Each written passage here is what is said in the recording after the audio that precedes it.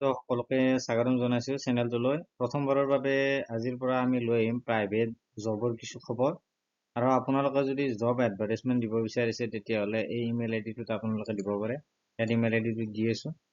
ইয়াত কিন্তু কোনো ধৰণৰ বায়'ডাটা নপঠাব। আপোনালোকে এই ইমেইল আইডিটোত আপোনালোকে জব এডভাৰটাইজ দিব পাৰে, একেবাৰে ল' প্ৰাইজত দিব পাৰে।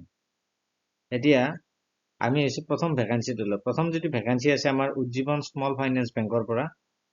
পোষ্টটোৰ নাম হৈছে লোন অফিচাৰ। লোন অফিচাৰ পোষ্টৰ ভেকেঞ্চি ওলাইছে। মাইক্ৰ' বেংকিঙৰ ক্ষেত্ৰত ইণ্ডিভিজুৱেল লোন, মানে আপুনি ব্যক্তিগতভাৱে কিছুমান লোন দিব লাগিব।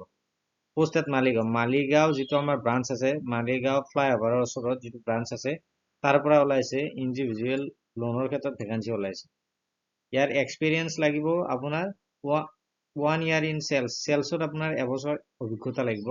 লগতে MFI চেক্টৰ মানে মাইক্ৰ' ফাইনেন্স ইণ্ডাষ্ট্ৰি চেক্টৰৰ অভিজ্ঞতা থাকিলে হ'ব, বা গ্ৰুপ লোন হওক বা ইণ্ডিভিজুৱেল লোনেই হওক, এইবিলাকৰ আপোনাৰ এক্সপিৰিয়েঞ্চ এটা লাগিব।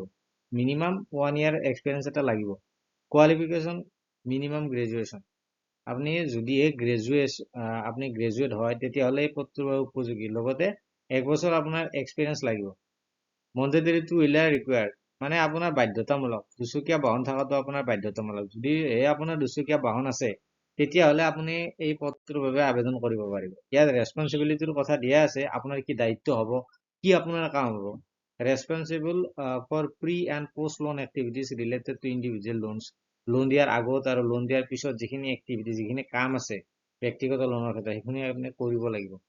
Including acquisition a new client, আপুনি নতুন কিছুমান কাষ্টমাৰ আপুনি চাব লাগিব বা আপোনাৰ বেংকত অন্তৰ্ভুক্ত কৰিব লাগিব।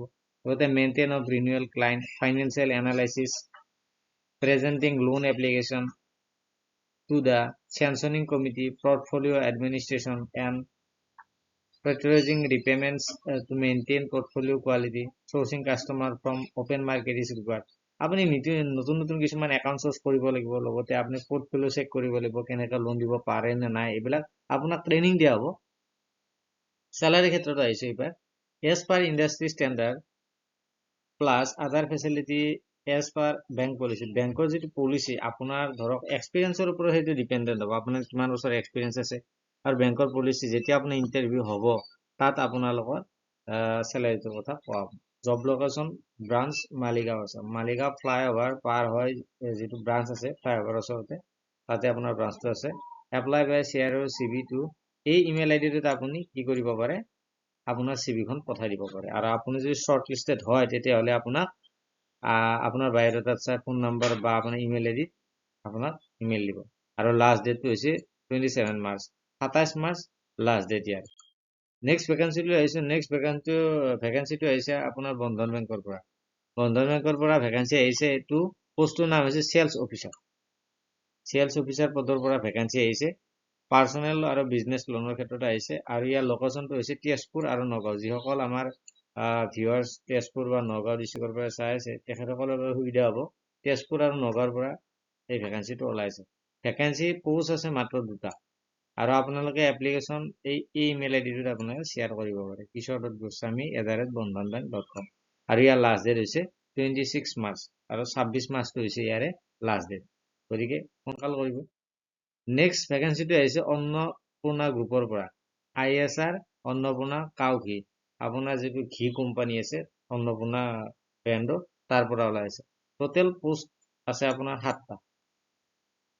লোকেশ্যনৰ ভেকেঞ্চি গুৱাহাটীৰ ক্ষেত্ৰত আছে 5টা, নৰ্থ লখিমপুৰৰ আছে 1টা, ইম্ফলৰ আছে 1টা। গতিকে যিসকল নৰ্থ লখিমপুৰ আছে বা অসমৰ বাহিৰৰ ইম্ফলৰ আছে বা গুৱাহাটীৰ আছে, তেখেতসকলে এপ্লাই কৰিব পাৰিব। Eligibility minimum 1 year experience in FMCG industry, আৰু আপোনাৰ 1 বছৰ অভিজ্ঞতা লাগিব FMCG কোম্পানীত কাম কৰা।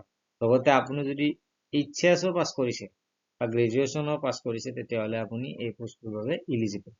Salary and benefit best in industry, আপোনাৰ ইণ্ডাষ্ট্ৰি যিটো টাৰ্মছ এণ্ড কণ্ডিশ্যন সেই অনুযায়ী আপোনাক দিয়া হ'ব। লগতে আপোনাক ট্ৰেভেলিং এলাউন্স দিয়া হ'ব, ডেইলি এলাউন্স দিয়া হ'ব।